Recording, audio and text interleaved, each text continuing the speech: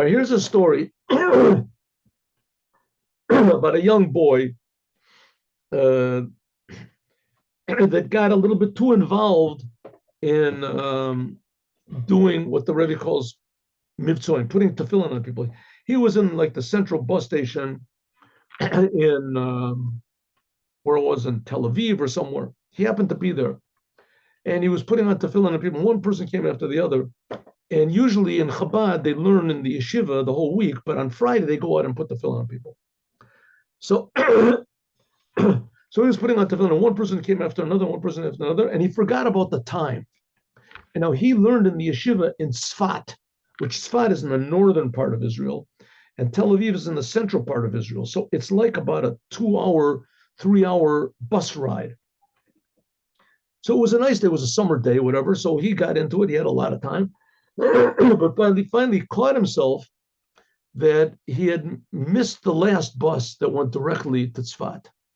He was so involved in putting tefillin on people, and it was succeeding so well, but he forgot.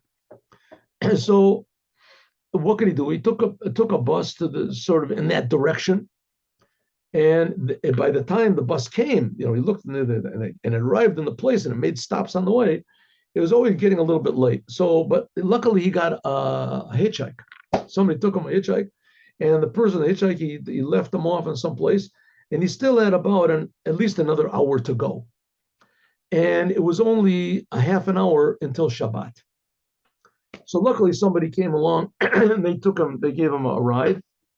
And this person lived 40 minutes away, but he told the person to, and so the person let him off, the person let him off wherever he let him off. And he went up, and now this boy says, well, what are you going to do? I would invite you to my house. The man said, I would invite you to my house. And I myself am not staying by my home. I'm staying, anyway, whatever it is, this boy got let off, wherever he got let off. And it was near a kibbutz. It was never a kibbutz. So he said, okay, I'll go to the kibbutz. Now, in those days, this is like in the 70s. I don't know how it is now in Israel, but there used to be these far left kibbutzes, kibbutzim, far left, from Shomer HaTzair, the young guard, they would call themselves. And they were communists. They were avowed communists, and there were some of them that even had pictures of Stalin on the wall. I don't know if they had it anymore in the 70s, but I know people that were in kibbutzim that they had pictures of Stalin on the wall. They call him Shemesh Lamim. He's the illuminator of all mankind.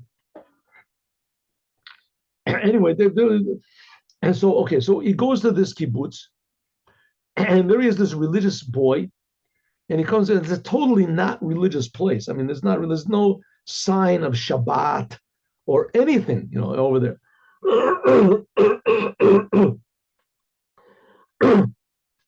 But on the other hand, they everybody receives bread from the same place, so the bread is probably kosher. There's a little tag on there, so the bread is okay, and they have fruits and vegetables. So we figured, okay, so we came. So we explained to the people, nice people, and they said, okay, you're stuck over here, we'll give you a room. There's a room off the kitchen. There's nothing there. We'll bring a mattress. We'll bring you some bedding, and that's it. That's it. So as much as he could, he washed up a little bit, and he put his, tefillin and whatever he had in the corner, and they gave him a couple of pieces of bread, loaves of bread, and he prayed alone. He had to remember from the prayers whatever he could, because there was no synagogue there, and there was no books or prayer books. So he prayed whatever he could remember from this. And maybe he found, it could be in the library over there, he found a Bible, a Tanakh. So he was able to read the Torah portion of the week. Anyway, so he got along with the people over there, and he didn't sit with them because they weren't keeping Shabbat at all. They were nothing. And so he's walking around the place, and he's walking around, and he's talking to the people, And some girl comes up to him and said, who are you? What are you? So he said, I'm a boy. I learn in the Chabad yeshiva. And I got stuck. I got stuck here. I missed the bus and I took a wrong bus. He explained the whole thing. And she started crying. She said, I don't believe it.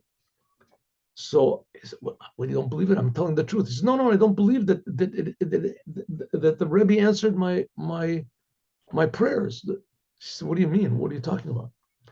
So she said, well, a while ago, a year ago, whatever, she decided she wanted to come a little closer to Judaism. She wanted to find out about Judaism. So she went to the library in the kibbutz, and there was nothing whatsoever. There was nothing whatsoever about Judaism, and what little bit there was, it was very, not very positive. But still, she had this desire. She wanted to come close to Judaism, but there was nobody to talk to even about it. Whenever she would mention it, and they would say that that's just foolish and stupid. So she didn't know what to say. She was a shy sort of a girl, and she didn't really have the how to say it, the power of defiance to go out on her own, and but still she felt very bad. I mean, she knew she was a Jew, and she wanted to do something, at least to develop, enhance this feeling, or at least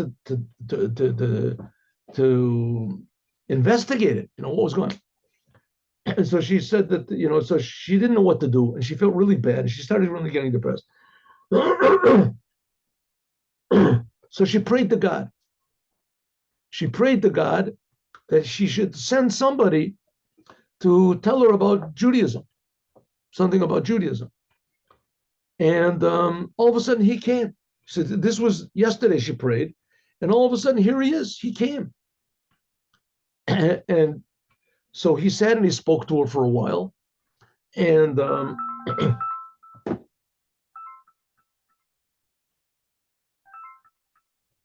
so she sat and she spoke to him for a while. And that was it. She left. A few years later, he was walking down the street, and a girl stopped him, a religious girl. And she said, do you remember me? He said, no. He said, listen, she said, I'm married. I have a family. We're keeping Torah. We're keeping commandments. And I've had an effect on also the other people who are in the kibbutz. We now have somebody coming in from Chabad that gives a class once a week on Torah. And everybody enjoys it. So it ended up that the mistake that he thought was a mistake, and that he got stuck in this place, it ended up that because of the mistake and the unfortunate situation that he was in, it came out to be the best thing. That it put him into a place where normally he would never have been. And that's what we're talking about now. Sometimes shtut de kedusha, doing crazy things and throwing caution to the winds, sometimes can be the best thing, and it can bring unexpected results. And that's why it says Moshiach is going to come behesach hadat. Knowing the things that we do unintentionally good or against our normal judgment, those can be the things that specifically change the world and make the world into a beautiful, happy, productive, and dynamic place. That's why we need Mashiach now. Have a good day. See you all, God willing, tomorrow. Tomorrow we'll finish that Sikh of the Rebbe, and we'll finish this paragraph about the Bati Lagani. Maybe we'll learn the 14th chapter, because that's what this year is about. We'll talk about it tomorrow. Shalom. Thank you so much. My pleasure so much. Shalom.